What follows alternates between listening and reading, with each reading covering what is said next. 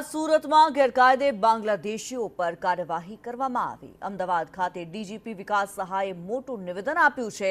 7 જેટલા પાકિસ્તાનીઓને ડિપોર્ટ કરવાની તૈયારી કરવામાં આવી છે। વહેલી સવારે આ મેગા ઓપરેશન કરવામાં આવ્યું હોવાનું ડીજીપીએ જણાવ્યું। ગેરકાયદે ઘૂસણખોરી કરતા લોકો સામે કાર્યવાહી કરવામાં આવી છે। અમદાવાદમાં 890 ગેરકાયદે બાંગ્લાદેશી પકડાયા હોવાનું ડીજીપી દ્વારા કહેવામાં આવ્યું। 565 પુરુષો સહિત બાકીના મહિલા અને બાળકો છે।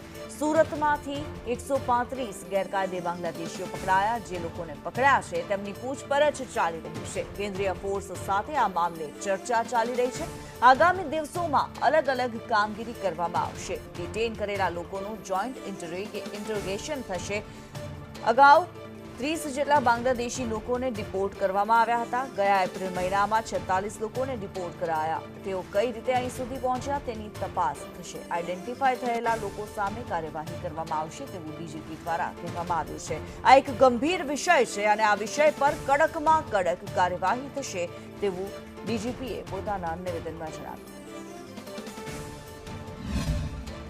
કે જે લોકોને ડિટેન કરવામાં આવી છે એ તમામ ડિટેન કરેલા પુરુષ મહિલાઓની હવે જોઈન્ટ ઇન્ટરોગેશન કરવામાં આવશે અને જોઈન્ટ ઇન્ટરોગેશનમાં સ્થાનિક રાજ્યની પોલીસ અધિકારીઓ ઉપરાંત કેન્દ્રીયના પણ અને સેન્ટ્રલ આઈબીના પણ અલગ અલગ અધિકારીઓ પણ એમાં જોડાતા હોય છે અને એમાં એસ્ટાબ્લિશ કરવાનું આપણે પ્રયત્ન કરીએ છીએ કે એમાં કેટલા લોકો ખરેખર બાંગ્લાદેશના છે અને બાંગ્લાદેશના છે તો કયા વિસ્તારના છે, કયા જિલ્લાના છે, કયા ગામના છે।